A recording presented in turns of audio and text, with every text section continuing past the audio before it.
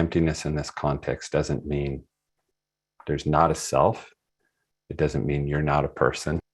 It's the idea that what we really are is interdependency of complex processes that arise in our body, in our emotional being, in our mind, certainly, but also all the energies and flows and cultural patterns all swirling around and constantly changing. But we tend to experience ourselves as, I'm this person. I believe these things. I have these values. And we kind of think we made them up. We think we are the way we are because of some choice we made or something we did, as opposed to realizing we're just part of this big, much greater process of interdependencies that's just moving through time and space.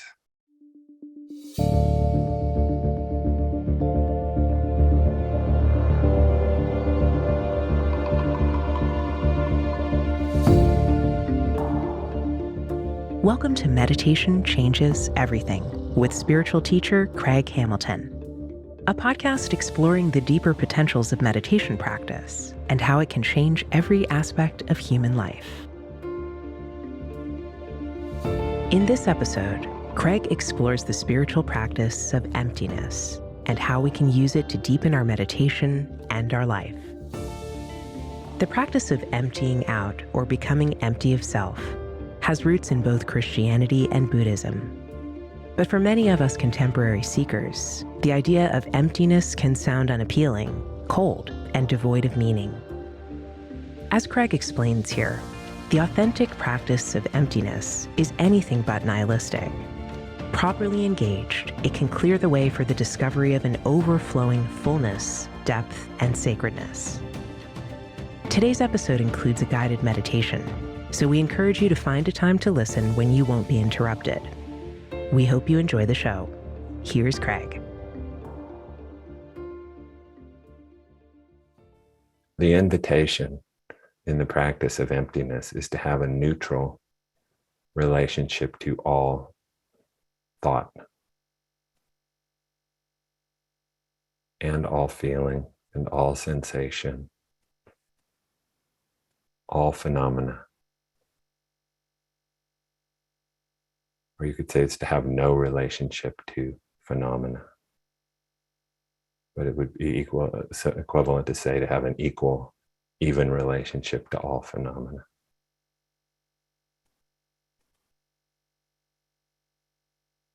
Not because all phenomena is equal in the world. Obviously, there are some things that are really important and some things that are completely unimportant. But in meditation and meditation on emptiness, we're allowing ourselves for a brief period to have no relationship to anything that arises, or to relate with utter neutrality to everything that arises. Nothing more important than anything else.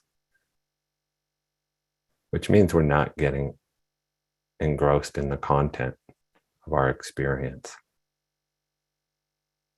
So I've often invited you to let go of the mind, to not give any attention to the mind, to not engage with thought. But this emptiness practice is a little bit different. It's based on that same fundamental intent to not get involved in the content of our experience. But instead of just trying to not get involved in the content, for better or worse, we have an additional tool. And the additional tool is, let me see through this content. Let me actually go ahead and look at it, but not out of interest in its content, not out of interest in the details, but look at it as a thought structure and allow the thought structure to break down into its pieces so that it no longer holds together and grabs my attention. Same with a powerful feeling, a powerful feeling of fear or grief or even elation or joy can overtake us and capture all of our attention. And here, with this emptiness practice, we're simply, again, what is a feeling? We're looking at not this particular feeling, but we're looking at this feeling very neutrally and objectively and seeing, well, there's a certain feeling of energy, there's a tightness, there's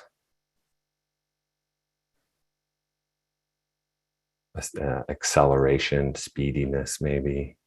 We're sort of just seeing what's a feeling really made of and letting it kind of fall apart. It will fall apart under scrutiny. That's the point.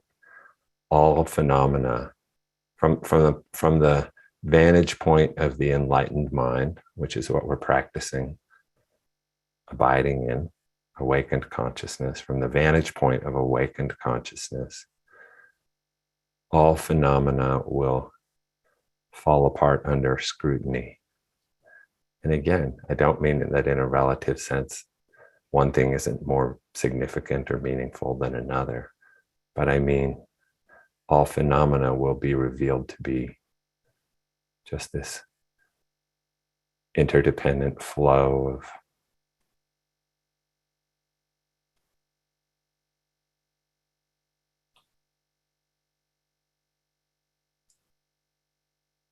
of all kinds of things, of energy, of constructs, of letters and words and associations, influences from our past.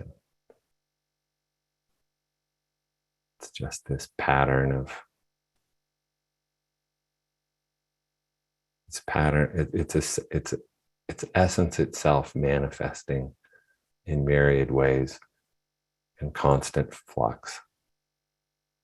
So again, the simple practice here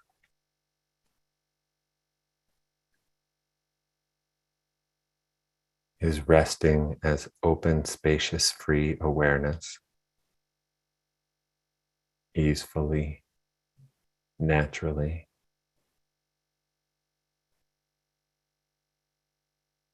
But also noticing that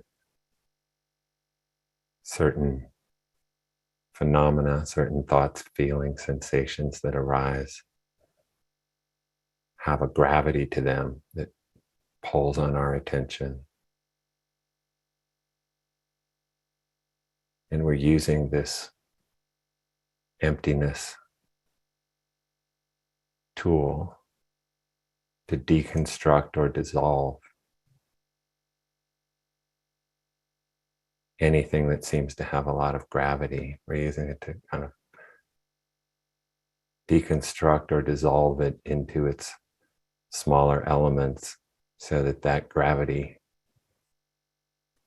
gravitational field is broken up, and we essentially lose interest in it because it's no longer a big, important, compelling thing pulling on our attention. It's a bunch of little things that we realize are just relative and insubstantial in themselves. And then we're letting that take us deeper into presence. Each time we deconstruct or dissolve something that seems to be in our way, we allow ourselves to be drawn deeper into the awake presence that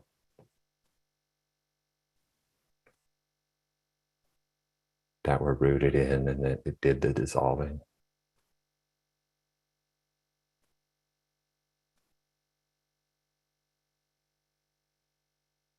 Just want to say a few words more about this practice, we're exploring its intent and how it fits with this general approach of direct awakening. And I just want to note that when I'm speaking about emptiness, I'm kind of doing it in two different ways. So in one way, I'm speaking about emptiness. I'm speaking about the path of letting go, or the path of emptying out, the path of liberation through, I want to say negation, but it's not just negation. And a lot of what I'm speaking about also has an echo in Christian mysticism or contemplative Christianity under the word kenosis, or emptying out, becoming empty, which is resonant with the way I'm speaking about emptiness in a broad sense, which is practices where we simply let things be. We let go of control. We let go of trying to make anything happen, of trying to be the one who knows how things should be and is trying to drive them in a particular direction. We're kind of empty of motive or intent or empty of agenda, let's say. And it includes practices of not knowing, of innocence, of, well, I'm going to be empty of convictions, of all of my beliefs and ideas and certainties. Just going to let those all go, let them all fall aside. Relinquishing our attachment to the surface layer of things, or the egoic layer of things, in order to make room for a deeper dimension, in order to make room for the sacred dimension of ourself to emerge. The fundamental idea that our true nature is already holy, it's already sacred, it's already potent and full of meaning and significance. And we don't need to create that, generate that, make that happen. We just have to get out of the way so that it can emerge and reveal itself and express itself through our life. All of that orientation could be seen as kind of an orientation of emptiness or emptying out, becoming transparent for a greater light to shine through, metaphorically speaking. So I'm using it in that sense, but I'm also using it in a kind of Buddhistic technical sense, which is because the term emptiness, which is based on the Mahayana Buddhist idea of shunyata or shunya, kind of comes to us from the Buddhist tradition. And the specific practice that I'm calling technical is this practice of deconstruction, or dissolving of phenomena into its finer elements, if you will. And so that practice, properly understood, isn't really a direct awakening practice. It's what would be considered a preparatory practice for direct awakening, kind of getting things out of the way so that we can go directly to the source consciousness, and using a precision intervention in our meditation to clear the way for a deepening. So I guess it could be looked at as a preparatory practice or as a remedy. You could say a remedy for an affliction, the affliction being distraction. I'm sitting in my meditation. The invitation is to be here fully present, awake, conscious, free, open, undistracted. And yet I notice I keep being distracted by self-concern, self-judgment, self-worry. Okay. Rather than just, okay, let that go, let that go, let that go. Don't give it your attention. Don't focus on it, which might be the direct awakening approach. Just don't make a problem out of that. Don't give it any energy. Simply stay present, even amidst that. That would be a more direct awakening practice. I'm giving you another tool and saying, well, there's this emptiness, deconstructive, dissolving tool in consciousness, which you shouldn't have to work hard at. It's not when I give you a tool, I don't mean it's like a sledgehammer or, you're going to have to work hard to smash these things up. But awareness itself, consciousness itself, if we're awake to it, if we're really present to it, it will naturally dissolve or deconstruct those things, the phenomena, the objects in consciousness that seem to have gravity to them, if we allow it to, if we look in the right way at things, if we allow them to be there without any problem or dilemma or struggle, and we like, what is this thing in consciousness, this feeling, this thought, this sensation that seems so potent and significant and have all this gravity?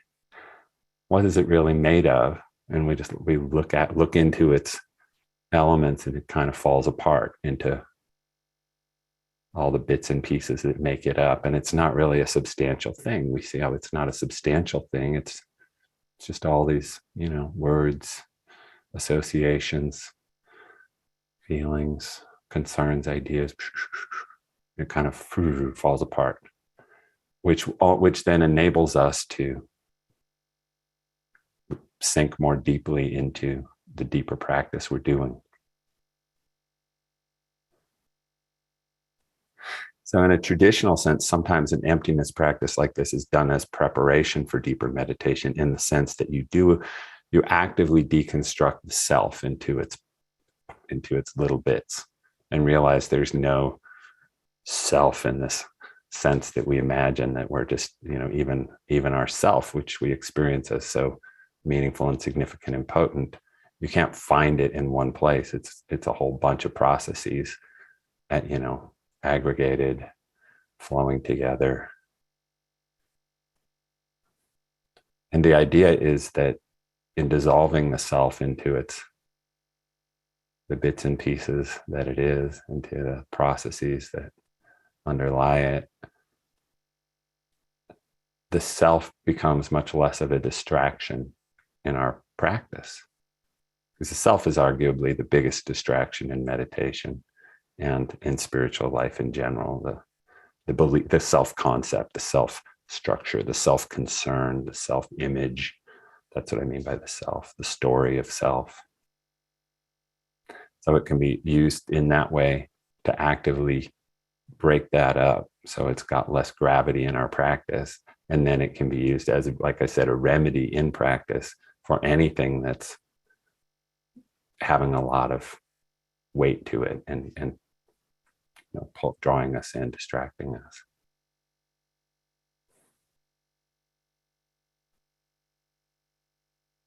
And so I want to invite you into your meditation posture. And I'm going to guide us through a little practice of exploring emptiness of self. Emptiness in this context doesn't mean there's not a self. It doesn't mean you're not a person. It's the idea that what we really are is interdependency of complex processes that arise in our body, in our emotional being, in our mind, certainly, but also all the energies and flows and cultural patterns all swirling around and constantly changing. But we tend to experience ourselves as, I'm this person. I believe these things. I have these values. And we kind of think we made them up.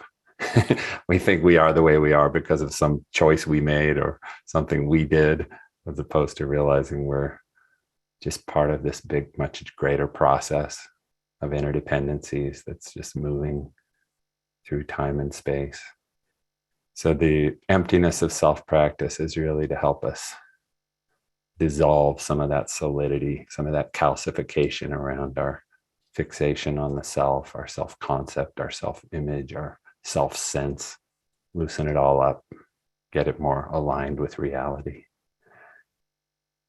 So For this practice, I think I'd like to invite you to close your eyes. I mean, you can close your eyes for any of the practices, but some of them are also fine to do open-eyed. But for this, I think just close your eyes, and I want to invite you to bring to your awareness your sense of self.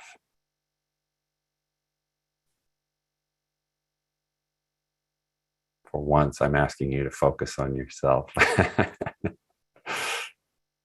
Really connect to that strongest sense of me in the world.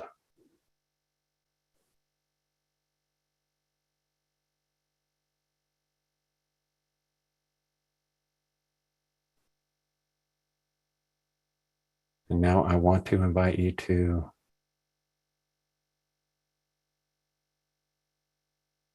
we're going to go on a little hunt, a little expedition to see if we can find where that self is, what that self is. So, first of all,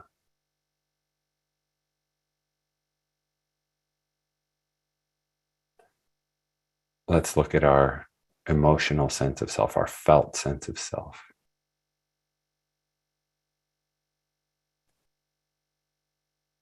And look into it in your inner eye, in your mind's eye, and see what is it really made of? Is there a solid, separate entity there? Or is it a collection of feelings? If so, what are they? That felt sense of self. Just energy.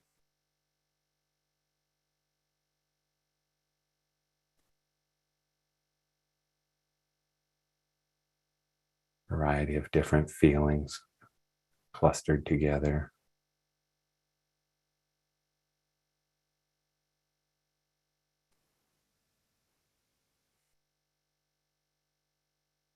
And just allow that felt sense of self to deconstruct into its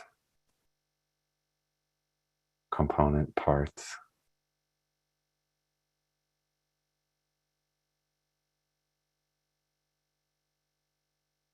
Is that feeling that you have, is that yourself? Or is it just a feeling? Is there really a self there?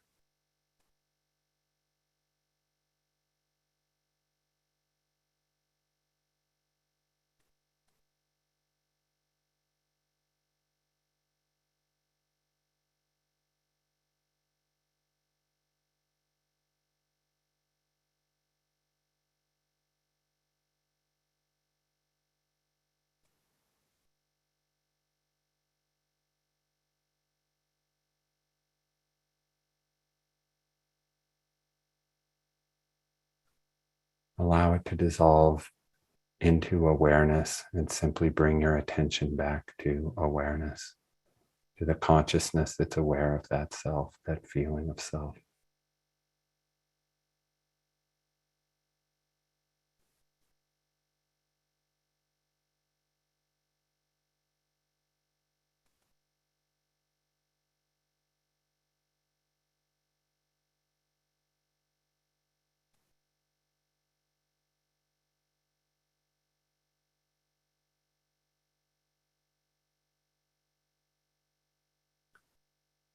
Now let's look to the body.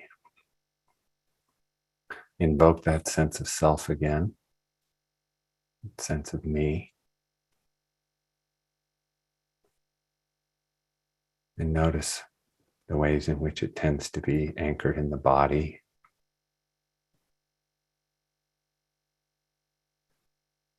And now let's look around in the body to see if we can find the self.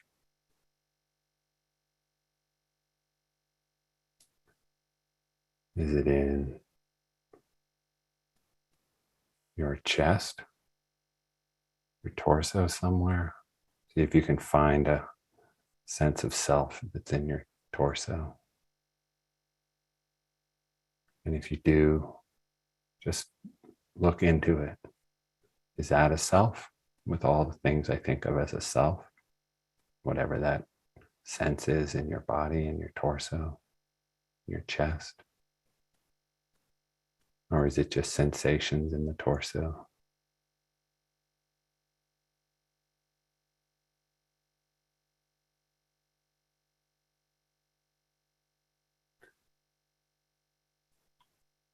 Anytime during this body scan that you find something that feels like a sense of self, just look more deeply into it, dissolve it into its essential components.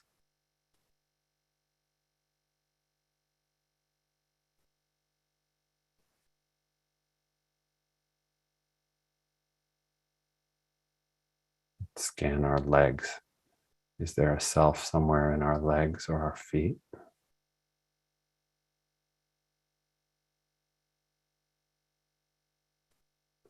Or they're just sensations, complex of sensations that make up our awareness of legs and feet.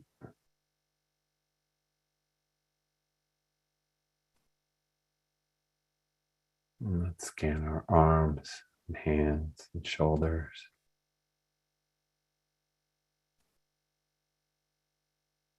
Noticing that there's whatever the self is, it's not our arm.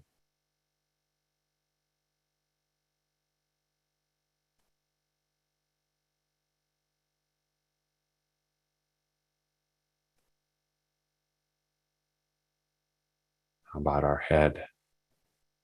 Surely the self must be in the head.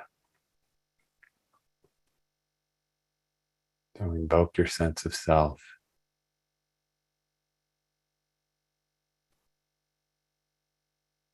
And notice if it feels like it's in your, seems like it's in your head.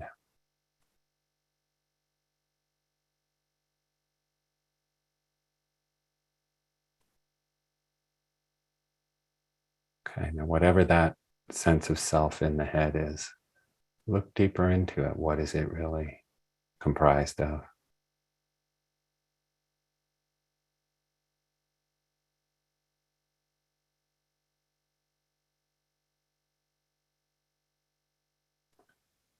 Feelings, sensations, a sense of location.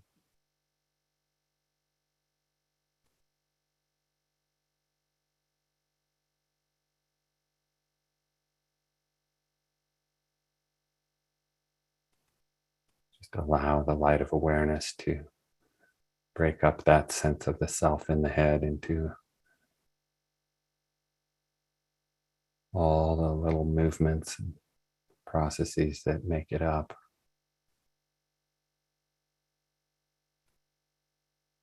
And allow your self to come back to resting in ever-present awareness.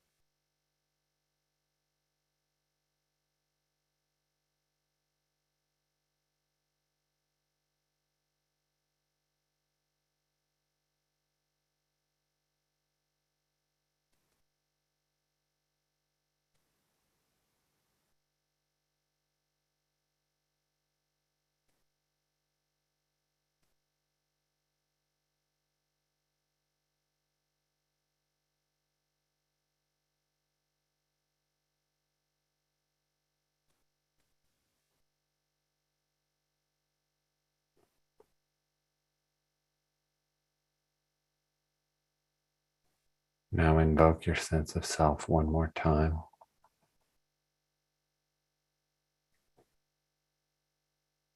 And let's notice if it is in the mind.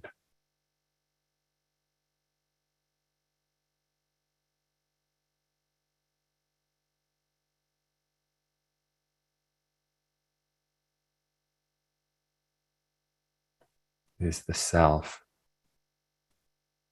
a mental process? Is it your mind? Is your mind yourself? And if it seems that way, let's look more closely at the mind. how the mind works. All of these thoughts that flow one after another through the mind, some meaningful, some significant, some meaningless, some repetitive, some conditioned, some creative, one to the next, memory, imagination.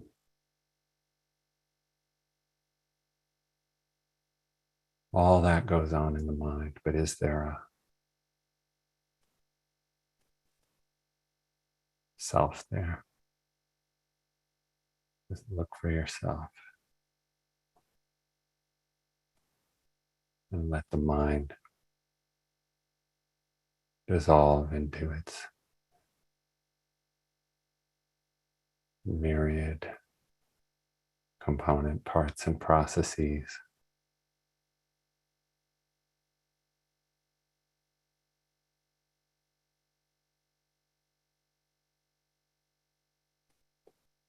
Allowing yourself to fall deeper into awareness, into consciousness.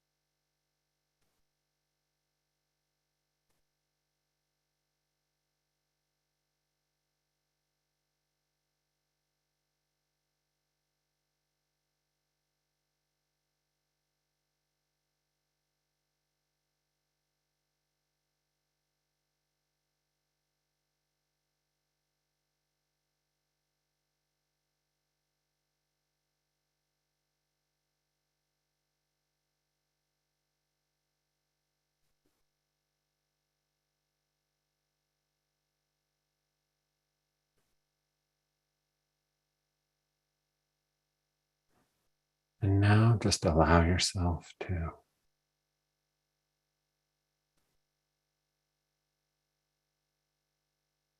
again rest in the open, spacious, free awareness that you are.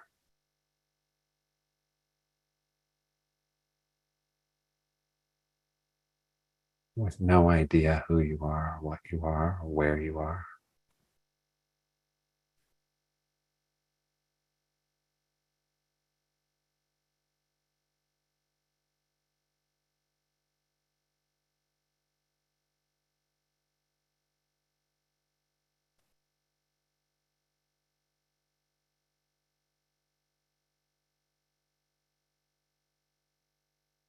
Allowing the meditation to just happen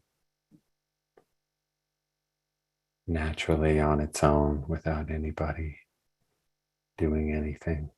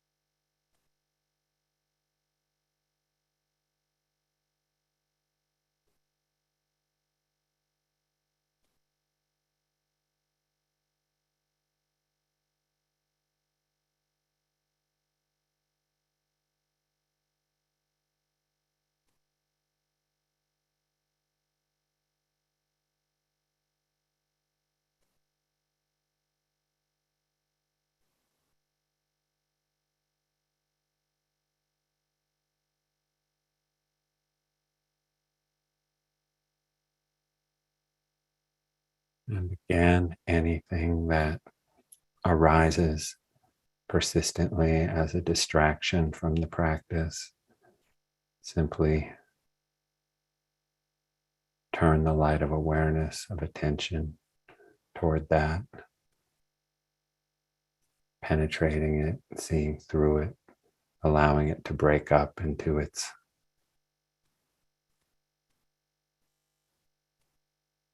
elements, and sinking deeper into presence in this moment.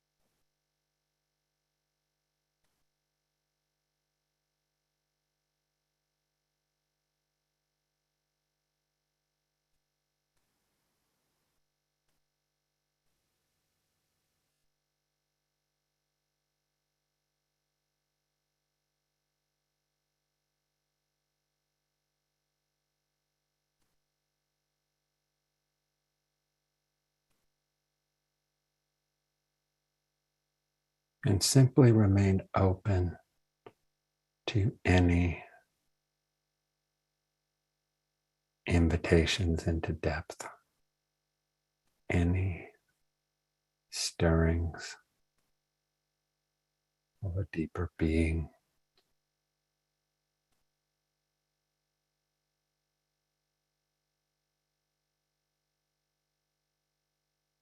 And allow yourself to be drawn in.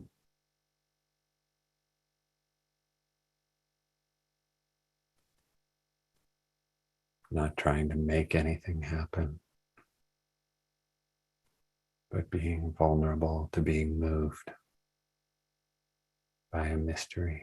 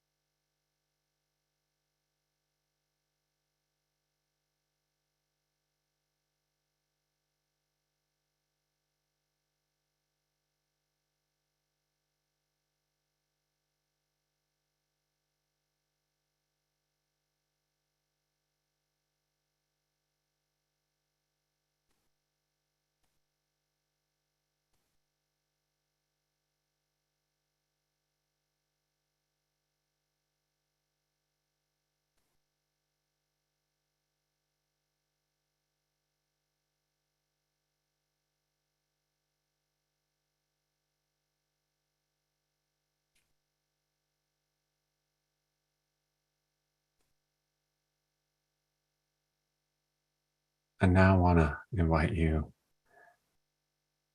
to let go of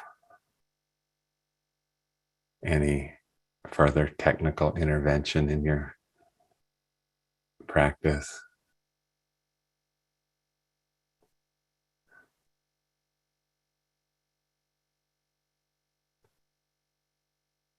Just allow yourself to notice the meditation that's already happening in your experience.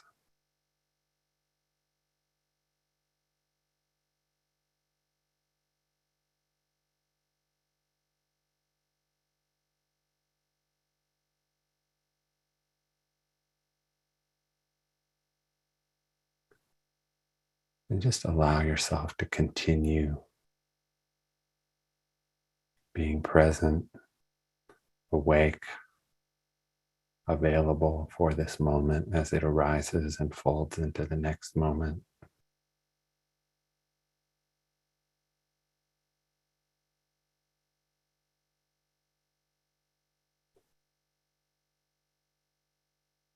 Realizing that nothing is an obstacle to being free and present.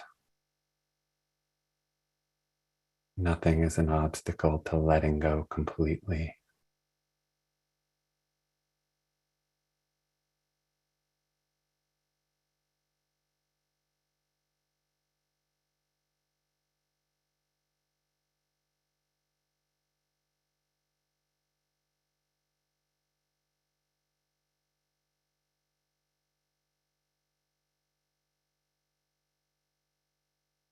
Through this practice, we discover that emptiness is not empty in any sense of being cold or void or lacking warmth. We discover that emptiness is fullness. That as we let go of the surface of things, as we relinquish our fixation on the self and the mind and our feelings and the need to control this world,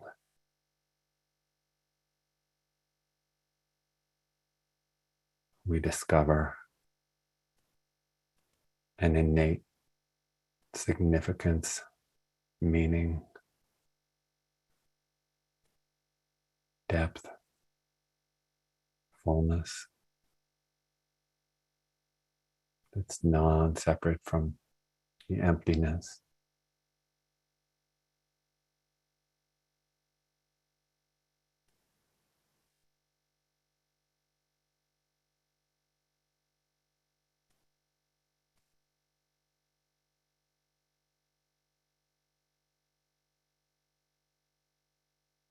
And we don't have to do anything to make that happen. We don't have to do anything to make that the case.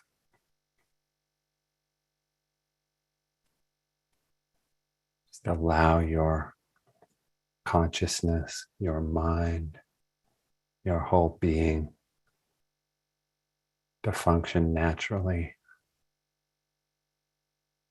easily, freely, without imposing any idea on it, without imposing any agenda on this moment. Let the moment be, let the moment happen.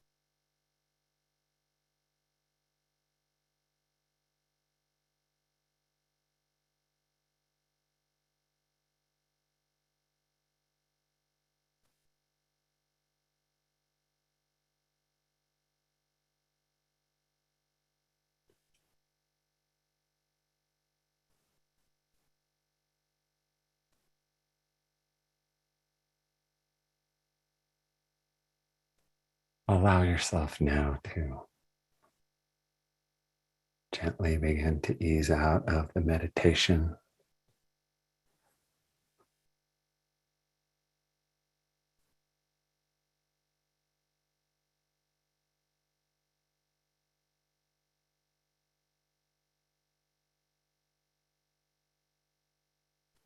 So this has been quite a journey into emptiness from several different angles. I hope that it's helped to illuminate the practice for you and take you deeper into its meaning and essence.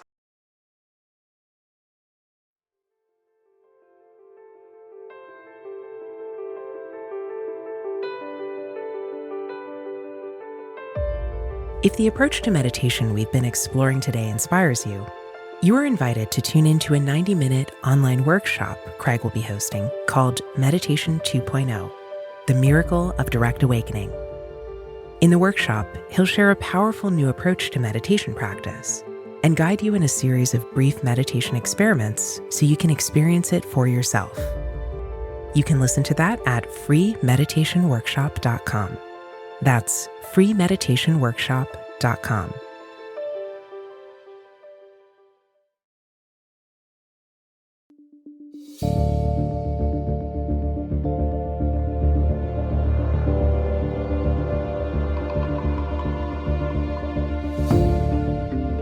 If you enjoyed today's episode, we hope you'll share our show with others. And please subscribe and rate us wherever you listen to your favorite shows. If you have a minute to write a short review on your podcast app, we would deeply appreciate your support. You can stay connected to the show by subscribing to our newsletter at meditationchangeseverything.com. Each week, we'll send you new audios and videos from Craig, and we'll also let you know when we release new episodes of the show. For a deeper experience of Craig's approach to meditation, consider joining our Awakened Life membership program. Each month, you'll receive in-depth teachings and guidance, including a meditation workshop, 4 guided meditations, and a live online retreat with Craig. And when you register today, you can receive your first month for 50% off. Go to awakenedlifemembership.com to learn more and enroll. That's awakenedlifemembership.com. Check out our show notes for links to all the ways you can stay in touch with Craig's work. Meditation Changes Everything is created by Craig Hamilton, Susan Fries, Mason Ewald, Stephanie Murphy, Will Bowman, and Richard Klein. From all of us, thank you for tuning in.